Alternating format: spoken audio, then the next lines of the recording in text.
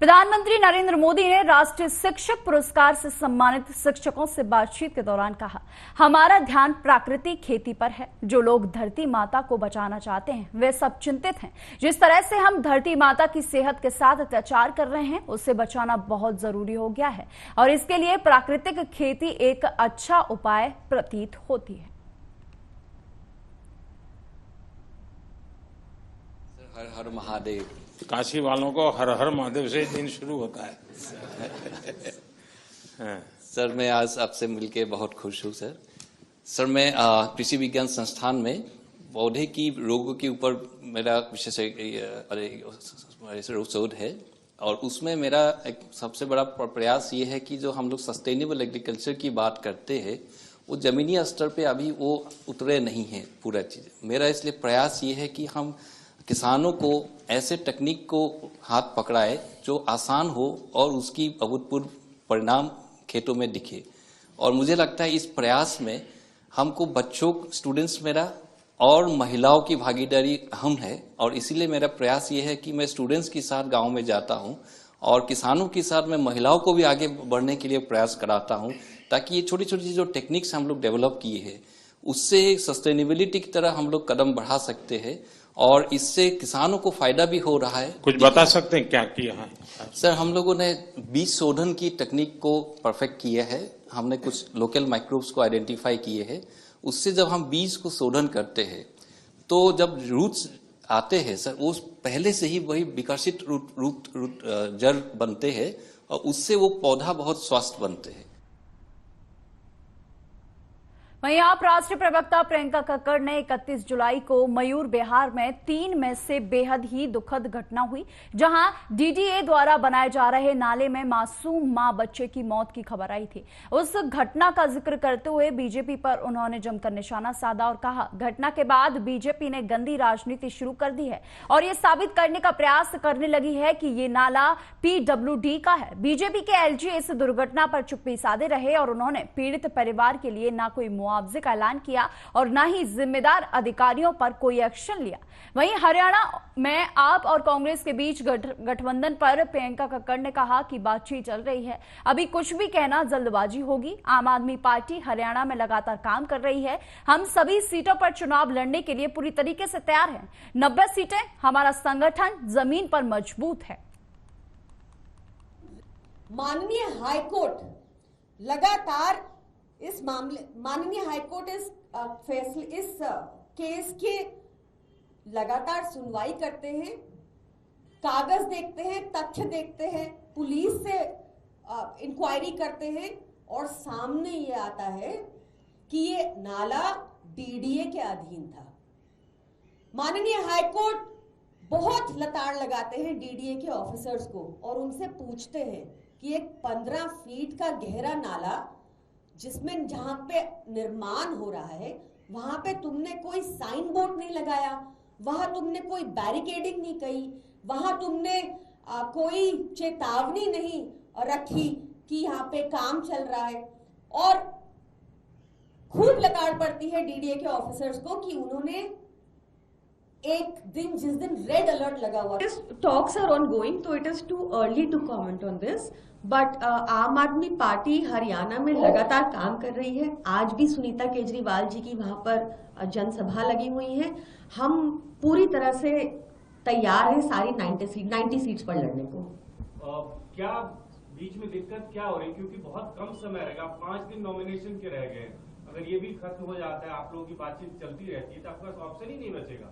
आप 90 सीट पे कहां से लड़ेंगे? दिक्कत कहां से आ रही है? देखिए हम लोग अभी आखिरी के 5 दिन में तो मेहनत नहीं करना शुरू करेंगे, काम तो चल ही रहा है। वहां पे आपको पता है हम कुरुक्षेत्र से लड़े थे सुशील गुप्ता जी और वहां पे उनका वोट भी 5,13,416 वोट था शायद, बहुत कम मार्जिन से डिफीट हुई थी। तो हमारा ये दिखाता है कि हमारा ग्राउंड पर संगठन वहां कितना मजबूत। सभी पत्रकार साथियों को नमस्कार। साथियों आपको ध्यान होगा कि 31 जुलाई की शाम को एक बहुत ही दुखद घटना घटी थी गाजीपुर मयूर विहार फेज 3 के गाजीपुर के एक बड़े से नाले में। ये नाला 15 फीट डीप था, डीडीए के अधीन आता था। डीडीए यहाँ पर निर्माण कर रही थी और इसमें एक 2.5 साल का बच्चा गिर गया था, जिसको बचाने के लिए उसकी 23 वर्षीय मां भी इसमें कूद पड़ी थी। अनफॉर्चुनेटली दोनों की बहुत ही ट्रैजिक डेथ हो गई और हमारे स्थानीय विधायक एमएलए कुलदीप कुमार जी तुरंत घटना की सूचना मिलते ही घटनास्थल पर पहुंचे थे। जेसीबी मंगवाई थी, एक्सट्रैक्ट करवाया था दोनों माँ बेटों को, दोनों बेटे और मदर को, और पीड़ित परिवार के साथ जितनी वो सहायता कर सकते थे वो रहे थे और जितनी सहायता कर सकते थे। वहीं वायु प्रदूषण को लेकर राजस्थान के मुख्यमंत्री भजनलाल शर्मा ने कहा कि वायु प्रदूषण आज दुनिया भर में एक बड़ा मुद्दा है जो इंसानों के स्वास्थ्य पर असर डाल रहा है। प्रदूषण पैदा करने से पहले हमें सोचने की जरूरत है। आपको प्रदूषण के बारे में सोचना चाहिए। आपके पास कारों की संख्या के कारण क्या हम कारों से होने वाले प्रदूषण के खिलाफ वृक्षारोपण करते हैं? धरती माता हमें सब कुछ देती है, इसलिए हमें भी कुछ वापस देना सीखना चाहिए। किए गए पौधारोपण में धूल मिट्टी के उत्सर्जन में कमी होगी एवं वायु प्रदूषण के स्तर पर निश्चित तौर पर कमी आएगी। मानव स्वास्थ्य एवं पर्यावरण के लिए स्वच्छ हवा का बड़ा महत्व है। आज वायु प्रदूषण दुनिया भर में एक विकट समस्या भी है, जिसने मानव स्वास्थ्य के प्रति प्रभाव, पर्यावरण का प्रतिकूल असर पड़ रहा है। मैं छोटी छोटी 2-3 बातें आपके सामने रखना चाहता हूं, क्योंकि हम प्रदूषण करने से पहले हमें सोचना चाहिए क्या, क्योंकि हम ये सभी की जिम्मेदारी है। कभी हम ये सोचते हैं, मन में ये सवाल आता है क्या कि मेरे घर में 1 गाड़ी है, 2 गाड़ी है, 3 गाड़ी है, आखिर वो कितना प्रदूषण करेंगे? उस परिप्रेक्ष्य में सोचते हुए हमें यह भी ध्यान रखना है कि जितना हम प्रदूषण हमारी गाड़ी के द्वारा होता है, उस प्रदूषण को बचाने के लिए हम कहीं वृक्षारोपण करते हैं क्या? हमको ये कदम उठाना चाहिए क्या? देखिए, एक है कि धरती मां हमें देती सब कुछ, धरती मां हमें देती सब कुछ, हम भी तो कुछ देना सीखे। किए गए पौधारोपण में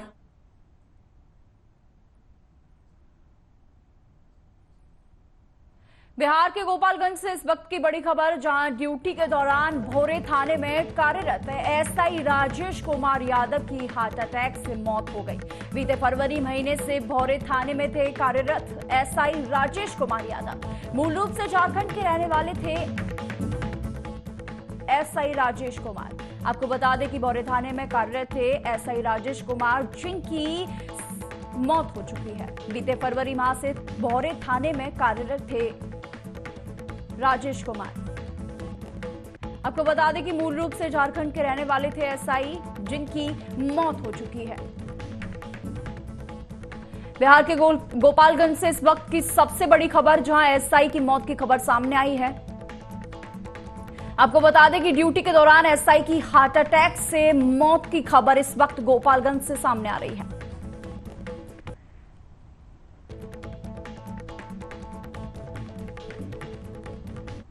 वहीं केंद्रीय मंत्री नितिन गडकरी कहते हैं कि हमारे लिए गणेश उत्सव एक ऐसा त्योहार है जिसे बड़े उत्साह से मनाया जाता है और यह हमारी संस्कृति का भी एक प्रतीक है और इसे बड़े उत्साह और पूरी श्रद्धा के साथ मनाया जाता है। हमारे भगवान गणेश हैं, ज्ञान के देवता। भगवान गणेश हमें ऐसा ज्ञान प्रदान करें कि हम ज्ञान के बल पर विश्व का मार्गदर्शन कर सकें, हमारे जीवन में सुख, समृद्धि और धन आए तथा हमारे जीवन से दुख दर्द दूर हो जाए। हम भारतीयों के लिए गणेशोत्सव ये एक ऐसा त्योहार है कि वो बड़े उत्साह के साथ पूरे देश भर में एक प्रकार से हमारे संस्कृति का परिचायक भी है और बड़े उत्साह के साथ और पूरी तरह श्रद्धा के साथ यह कार्यक्रम होता है। हमारे भगवान गणेश जो है वो विद्या का दैवत है, नॉलेज, ज्ञान, और आने वाले समय में हमारे देश की विशेषता है कि ज्ञान, विज्ञान और तंत्र विज्ञान के आधार पर हमारी नॉलेज हमारी सबसे बड़ी ताकत है। हमारे भारतीयों को भगवान गणेश ऐसी ज्ञान की ज्ञान का एक प्रकार से वरदान दे कि पूरे विश्व में ज्ञान के भरोसे हम विश्व का दिशा दर्शन कर सके, इतनी शक्ति, ऐसा आशीर्वाद भगवान गणेश हम सबको दे।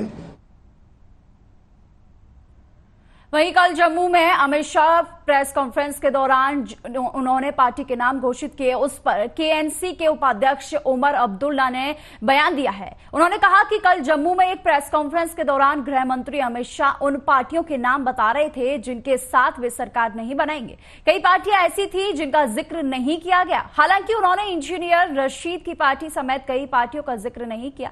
इसका मतलब है कि कल अगर बीजेपी चाहे तो उनके साथ सरकार बना सकती है, क्योंकि आपके मुतालबे दिल्ली के साथ जिन लोगों ने सौदा किया हुआ है वो हल नहीं करेंगे। और अगर इसका आपको सबूत चाहिए तो कल ही जम्मू में वजीर दाखिला साहब ने प्रेस कॉन्फ्रेंस के दौरान दूध का दूध और पानी का पानी कर दिया। वो वहां पे गिन रहे थे कि किन लोगों के साथ वो कल हुकूमत बनाने के लिए तैयार नहीं है। उनमें कई सारी ऐसी पार्टियां हैं जिनका जिक्र ही नहीं हुआ। मतलब ये कि कल को अगर खुदा ना खास्ता उनको मौका मिला, वो इन लोगों के साथ हाथ मिलाएंगे, जिनमें मेरे खिलाफ जो यहां आजाद उम्मीदवार खड़े हैं वो भी शामिल हैं, जिनमें ये अपनी पार्टी, उनका भी जिक्र वजीर दाखिला साहब ने नहीं किया। अपने पीपल्स कॉन्फ्रेंस, उस पर भी वजीर दाखिला साहब खामोश। यहां तक कि जो मैं शायद सोच रहा था कि कम से कम और कोई नहीं तो इंजीनियर रशीद साहब की पार्टी का भी जिक्र। वहीं 2 दिवसीय दौरे पर पटना पहुंचे केंद्रीय मंत्री और भाजपा के राष्ट्रीय अध्यक्ष जेपी नड्डा ने पार्टी के राष्ट्रीय सदस्यता अभियान कार्यक्रम 2024 को संबोधित किया। पटना के खाजी कला में जेपी नड्डा ने बीजेपी पार्टी पर आम जनता को सदस्य बनने की अपील करते हुए बीजेपी पार्टी के कार्यकर्ताओं को कहा कि ज्यादा से ज्यादा लोगों को भारतीय जनता पार्टी से जोड़ें। उन्होंने आगे कहा कि हमारी पार्टी में संविधान के मुताबिक सभी को सम्मान, अधिकार और अवसर है, कोई छोटा बड़ा नहीं है। दूसरी पार्टियों में आप तभी मुखिया बन सकते हैं जब आप किसी खास परिवार या खास जाति से हो, लेकिन यहां यानी कि बीजेपी में पीएम मोदी जैसा सम्मान परिवार से आया व्यक्ति प्रधानमंत्री बन सकता है। हमारी पार्टी में संविधान के तहत जहां अधिकार का समानता है, वहीं अधिकार के साथ साथ अवसर की भी समानता है। कोई बड़ा नहीं, कोई छोटा नहीं, सबको बराबर का अवसर है। बाकी पार्टियों में एक खास परिवार के होगे तभी तुम अध्यक्ष बन सकते हो, एक खास खानदान के होगे तभी तुम अध्यक्ष बन सकते हो, एक खास जाति के होगे तभी तुम अध्यक्ष बन सकते हो। लेकिन यहां पर साधारण परिवार से आने वाले व्यक्ति भी नरेंद्र मोदी जी जैसे भारत के प्रधानमंत्री बनते हैं, ये संभव होता है। वहीं केंद्रीय गृह मंत्री अमित शाह जम्मू में कार्यकर्ता सम्मेलन को संबोधित करने के लिए परौल पहुंचे। केंद्रीय गृह मंत्री अमित शाह ने कार्यकर्ता सम्मेलन को संबोधित करते हुए कांग्रेस पर जमकर निशाना साधा। उन्होंने कहा कि राहुल गांधी को मैं एक बात कहना चाहता हूं कि कितना भी जोर लगा लो, गुर्जर, बकरवाल, पहाड़ियों और दलितों के आरक्षण को हम हाथ नहीं लगाने देंगे। वहीं पाकिस्तान को लेकर गृह मंत्री अमित शाह ने 2 टूक जवाब देते हुए कहा कि जब तक शांति नहीं होगी पाकिस्तान से कोई बात नहीं होगी। उसके बाद अमित शाह ने कहा कि यह संयोग है कि बीजेपी की पहली चुनावी रैली गणेश चतुर्थी के दिन शुरू हो रही है। आने वाला चुनाव ऐतिहासिक चुनाव है। देश की आजादी के बाद पहली बार जम्मू कश्मीर के मतदाता तिरंगे के नीचे वोट डालेंगे। भाइयों बहनों, ये संयोग ही है कि भाजपा का पहला चुनावी सम्मेलन गणेश चतुर्थी के दिन शुरू हो रहा है और हम सब मानते हैं कि विघ्नहर्ता यात्राओं के सभी विघ्न का भरण करते हैं। मैं गणेश चतुर्थी की देश भर को बहुत बहुत शुभकामनाएं देता हूं। भाई, वो वहां अफसर साहब खड़े हैं, आप डायरेक्शन करे बगैर रहने दो। ओ भाई पुलिस अफसर, आप अपना स्थान ले लो, कुछ चिंता मत करो यहां। और आज जैन भाइयों का जम्मू कश्मीर में कांग्रेस और एनसी फिर से अलग झंडा लाने वाले हैं। आप लाने दोगे? अरे जोर से बोलो, लाने दोगे? 370 एनसी और कांग्रेस फिर से लाना चाहते हैं, लाने दोगे? जोर से बोलो, लाने दोगे? कांग्रेस पार्टी और एनसी गुर्जर, बकरवाल, पहाड़ी, ओबीसी और दलित भाइयों का रिजर्वेशन छीनना चाहती है। आप छीनने दोगे क्या? जोर से बोलो, छीनने दोगे? अरे राहुल बाबा, मेरी बात। वहीं मुख्यमंत्री मोहन चरण मांझी ने उप मुख्यमंत्री और महिला एवं बाल विकास मंत्री पवित्री परिदा की उपस्थिति में सुभद्रा जागरूकता बैन को हरी झंडी दिखाई। वहीं ओडिशा की उप मुख्यमंत्री पवित्री परिदा ने कहा कि मेरा सौभाग्य है कि गणेश चतुर्थी के पावन पर्व पर मुख्यमंत्री मोहन चरण मांझी के हाथों से आज यहां सुभद्रा योजना के रथ की शुरुआत हुई है। हम महिलाओं को सशक्त बनाने के लिए प्रतिबद्ध हैं। आज ये राज रथ जनपद आ गया है। 338 यूनिट पर ये रथ घूमेगा, घर घर जाएगा। पहली बार ओडिशा में सुभद्रा योजना के तहत 1 करोड़ से अधिक महिलाओं को इससे लाभ मिलने वाला है। देखिए, मेरी सौभाग्य है कि गणेश पूजा की पावन तिथि पर आज सुभद्रा सचेतना रथ की शुरुआत हुई है माननीय मुख्यमंत्री श्री मोहन चरण मांझी जी के हाथ से। जो हमारी प्रतिश्रुति थी आज प्रतिबद्धता में आ गई है। हम महिलाओं के पास सुभद्रा देने के लिए बद्ध परिकर हैं। जो पीएम नरेंद्र मोदी ने बोल के गए थे, जो मोदी गारंटी थी, आज वो रथ राजरथ माने जनपद पे आ गई है, गांव को जाएगी।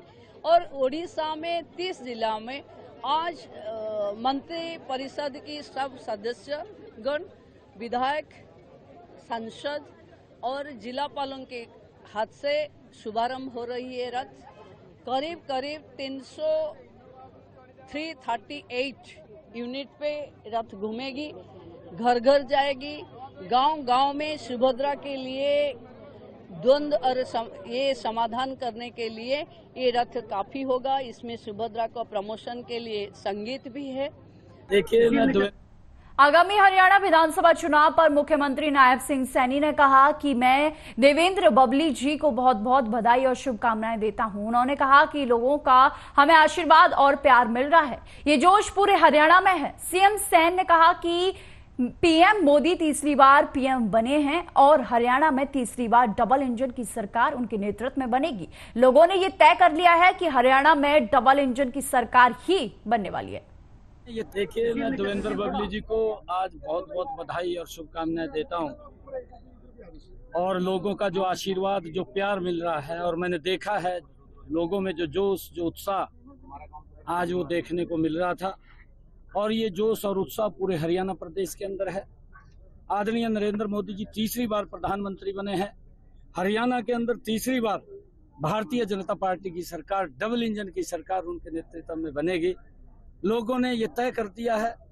मैं सभी को और देवेंद्र बबली जी को आज विशेष तौर से बहुत बहुत बधाई और शुभकामनाएं देता हूं।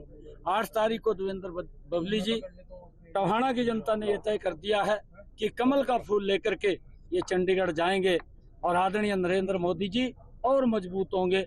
हरियाणा में डबल इंजन की सरकार बनेगी। आदरणीय नरेंद्र मोदी जी के साथ मिलकर के हरियाणा का गति से विकास करेंगे बिना। वहीं बाबा फरीद मेडिकल यूनिवर्सिटी फरीदकोट द्वारा 319 स्टाफ नर्सों की भर्ती को लेकर बठिंडा के एसएसडी गर्ल कॉलेज में परीक्षा केंद्र बनाया गया था, जहां पर दूर दूर से पेपर देने आए छात्रों ने उस समय हंगामा कर दिया गया जब पेपर लेने आई टीमों द्वारा सर्वर डाउन और टेक्निकल समस्या की बात कही गई। सभी बच्चे पेपर छोड़कर बाहर सड़क पर आ गए और सड़क पर धरना प्रदर्शन करने लगे। बाबा फरीद यूनिवर्सिटी के खिलाफ छात्रों ने नारेबाजी की और कहा कि जब जब कोई तैयार नहीं थी तो हमें परेशान क्यों किया गया? वहीं यूनिवर्सिटी ने हंगामे को देखते हुए पेपर रद्द कर दिया। जो सर्वर जहाँ से चल रहा है मैं वहाँ से इशू है सर, यहाँ से कोई इशू नहीं। यहाँ क्या प्रॉब्लम है सर? यहाँ जैसे कि किसी कैंडिडेट्स के पास जो क्वेश्चंस हैं वो नहीं शो हो रहे थे, तो उसी का हम सॉल्यूशन निकाल रहे थे, जिसकी वजह से कैंडिडेट ज्यादा भड़क गए। आपकी तैयारी सर तैयारी सब कुछ थी हमारी प्रॉपर। समस्या ਸਾਨੂੰ ਪੇਪਰ ਅੱਜ ਸਾਡਾ ਪੇਪਰ ਸੀ ਟਾਈਮਿੰਗ ਦੱਸੀ ਗਈ 9:30 ਵਜੇ ਦੀ ਸਾਨੂੰ। ਉਹ ਤੋਂ ਬਾਅਦ ਜਦੋਂ ਅਸੀਂ ਆਏ ਪਹਿਲਾਂ ਤਾਂ ਐਡਮਿਟ ਕਾਰਡ ਕੱਲ ਹੈ ਨਹੀਂ ਸੀ, ਕੱਲ ਆਏ ਆ ਦੁਬਾਰਾ ਉਹਨਾਂ ਨੇ ਅਪਡੇਟ ਕੀਤੇ। ਉਸ ਤੋਂ ਬਾਅਦ ਟਾਈਮਿੰਗ ਦੀ ਹਰਾਸਮੈਂਟ ਹੋ ਰਹੀ ਆ, 11 ਵਜੇ 10 ਵਜੇ ਹੋਊਗਾ ਪੇਪਰ ਸ਼ੁਰੂ, ਕੋਈ ਸਿਸਟਮ ਨਹੀਂ ਹੈਗਾ, ਕੁਝ ਨਹੀਂ ਇਹਨਾਂ ਨੂੰ ਪਤਾ ਚੱਲ ਰਿਹਾ। ਪੀਸੀ ਤੇ ਸਾਡਾ ਟਾਈਮਿੰਗ ਸ਼ੋ ਹੋ ਰਿਹਾ, ਆਟੋਮੈਟਿਕਲੀ ਸਾਡਾ ਪੇਪਰ ਸਬਮਿਟ ਹੋ ਜਾਣਾ ਸੀ, ਪਰ ਕੋਈ ਕੁਐਸਚਨ ਕੋਈ ਕੁਝ ਵੀ ਸਾਡੇ ਸਕਰੀਨ ਤੇ ਨਹੀਂ ਆ ਰਿਹਾ ਸੀ। ਅੱਧੇ ਬੱਚਿਆਂ ਦਾ ਪੇਪਰ ਚੱਲ ਰਿਹਾ, ਅੱਧਿਆਂ ਦਾ ਨਹੀਂ ਚੱਲ ਰਿਹਾ, ਕੋਈ ਸਿਸਟਮ ਹੀ ਨਹੀਂ ਕਿ ਇਹਨਾਂ ਨੂੰ ਚੈੱਕ ਕਰਨਾ ਚਾਹੀਦਾ ਸੀ ਸਿਸਟਮ ਜੇ ਨਹੀਂ ਚੱਲ ਰਿਹਾ। ਸਰ ਕੋਈ ਆਈਟੀ ਦੀ ਪ੍ਰੋਬਲਮ ਹੋਈ ਆ, ਸਰਵਰ ਦੇ ਥਰੂ ਜਿਹੜਾ ਪੇਪਰ ਐਗਜ਼ਾਮ ਆਉਣਾ ਸੀ ਨਾ ਜੀ, ਉਹ ਐਗਜ਼ਾਮ ਆਉਣ ਦੇ ਵਿੱਚ ਨਾ ਕੋਈ ਦਿੱਕਤ ਆ ਗਈ। ਉਹ ਜੋ ਆਈਟੀ ਨੂੰ ਡੀਲ ਕਰਦੀ ਕੰਪਨੀ ਉਹ ਤੁਹਾਨੂੰ ਕਲੀਅਰ ਕਰਾਊਗੀ। ਸਾਡੀ ਤਾਂ ਸਿਰਫ ਉੱਥੋਂ ਤੱਕ ਡਿਊਟੀ ਸੀਗੀ, ਕਿਉਂਕਿ ਕੋਈ ਵੀ ਇੱਥੇ ਸਟਾਫ ਨਰਸ ਦਾ ਕਿੰਨੇ ਬੱਚਿਆਂ ਦਾ ਸੀ? ਅਪਰੋਕਸੀਮੇਟ 390। ਤਾਂ ਮਤਲਬ ਸਾਰੇ ਬੱਚੇ रह गए, जो एग्जाम हो ही नहीं सकिया, कंप्लीट ना हो सकिया, कैंसिल हो गया जी, कैंसिल हो गया। फिर इन्होंने पहला तैयारी नहीं करनी सी कि आपने साडा सर्वर चल सकता है नहीं चल सकता, क्योंकि एक पासे तो बच्चे पेपर देना आके दूसरे पासे कहते नहीं साडी हजे तैयारी। सर देखो इस बारे तो हुण सानू तां ना कोई नॉलेज, ये तो यही दसणगे प्राइवेट कंपनी है। हाँ इन्हां नूं पुछो जी, ये कंपनी वाले दसणगे सानू। देश में 28 सितंबर को देश की आजादी के लिए सबसे बड़ा योगदान देने वाले शूरवीर शहीद भगत सिंह के जन्मदिन को लेकर पंजाब भर में खूनदान के कैंप लगाए जा रहे हैं। वहीं ब्लड सेवा सोसाइटी मोगा की ओर से मोगा में मोगा खूनदान कैंप का आयोजन किया गया, जिसमें महिलाओं ने भी योगदान दिया। इस मौके पर मोगा के सैकड़ों लोगों ने खूनदान किया।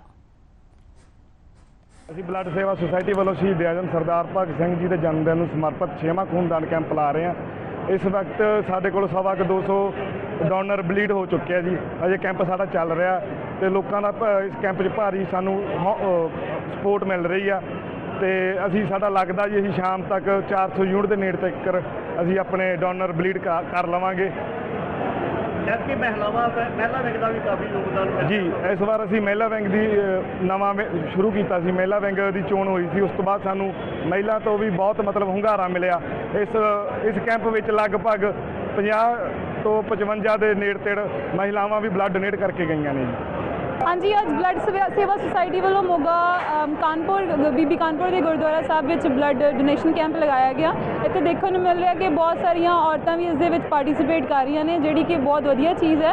तो सानू सारिਆਂ ਨੂੰ अपना ਵੱਧ ਤੋਂ ਵੱਧ योगदान पाना चाहिए है। मोगा शहर के इन्ने वधिया ब्लड सोसाइटी वालों कैंप लगाया, उसका उत्साह मैं देख के बहुत हैरान हुई, क्योंकि मैं फर्स्ट टाइम ब्लड डोनेट कर रही हाँ। थोड़े जे चक्कर आ रहे हैं, पर बहुत वधिया महसूस हो रहा। इस तरह लगता है कि जिमें आप कोई सेवा करके हटे होने तो एक चंगी सेवा जो मनुखता के भले ले ली है। जी बिल्कुल, बाबा नानक जी सब तो पहला तो जिन्ने भी साथी इत्थे जिहड़े दानी सज्जन खूनदान करन आए आ, उन्हां दा तहे दिल तो शुक्रिया। ब्लड सेवा सोसाइटी रजिस्टर मोगा हर साल शहीद आजम सरदार भगत सिंह जी के जन्म दिहाड़े ਅਤੇ ਉਹਨਾਂ ਦੇ ਸ਼ਹੀਦੀ ਦਿਨ ਤੇ ਵਿਸ਼ਾਲ ਖੂਨਦਾਨ ਕੈਂਪ ਆਰਗੇਨਾਈਜ਼ ਕਰਦੀ ਆ, ਜਿਹਦਾ ਸਿੱਧਾ ਮਕਸਦ ਇਹ ਹੈ ਕਿ ਆਪਾਂ ਦਾਨ ਦੇ ਰੂਪ ਵਿੱਚ ਕਿਸੇ ਨੂੰ ਜ਼ਿੰਦਗੀ ਦੇ ਰਹੇ ਆ। ਤੁਸੀਂ ਦੇਖਿਆ ਹੋਣਾ ਵੀ ਬਹੁਤ ਸਾਰੇ ਡੋਨਰਸ ਨੇ ਜਿਹੜੇ ਪਹਿਲੀ ਵਾਰੀ ਬਲੱਡ ਡੋਨੇਟ ਕਰਨ ਆਏ ਆ, ਸੋ ਉਹਨਾਂ ਦੀ ਖੁਸ਼ੀ ਹੈ ਜਿਹੜੀ, ਕਿਉਂਕਿ ਜਿਨ੍ਹਾਂ ਨੇ ਬਲੱਡ ਡੋਨੇਟ ਕੀਤਾ ਹੁੰਦਾ ਨਾ, ਉਹ ਉਹਨਾਂ ਨੇ ਇਹ ਖੁਸ਼ੀ ਬੜੀ ਨੇੜਿਓਂ ਮਹਿਸੂਸ ਕੀਤੀ ਹੁੰਦੀ ਹੈ ਵੀ ਤੁਸੀਂ ਕਿਸੇ ਨੂੰ ਜ਼ਿੰਦਗੀ ਦੇ ਰਹੇ ਹੋ, ਹੈ ਨਾ। ਤੇ ਜਿਹੜੇ ਨਵੇਂ ਡੋਨਰਸ ਨੇ ਉਹ ਵੀ ਅੱਜ ਇਸ ਖੁਸ਼ੀ ਨੂੰ ਮਹਿਸੂਸ ਕਰ ਰਹੇ ਨੇ। ਤੁਸੀਂ ਜ਼ਰੂਰ ਉਹਨਾਂ ਦੀ ਬਾਈਟ ਵੀ ਲਿਓ ਤੇ ਇਸ ਬਲੱਡ ਦੀ ਜਿਹੜੀ ਅਹਿਮੀਅਤ ਆ ਉਸ ਦਾ ਅੰਦਾਜ਼ਾ ਅਸੀਂ ਇਸ ਗੱਲ ਤੋਂ ਲਾ ਸਕਦੇ ਹਾਂ ਕਿ ਇਹ ਖੂਨ ਹੈ ਜਿਹੜਾ ਅੱਜ ਤੱਕ ਕਿਸੇ ਵੀ ਲੈਬੋਰੇਟਰੀ ਦੇ ਵਿੱਚ ਤਿਆਰ नहीं किया गया। फिलहाल के बुलेटिन में सिर्फ इतना ही। देश और दुनिया की तमाम खबरों के लिए देखते रहिए आर्य न्यूज।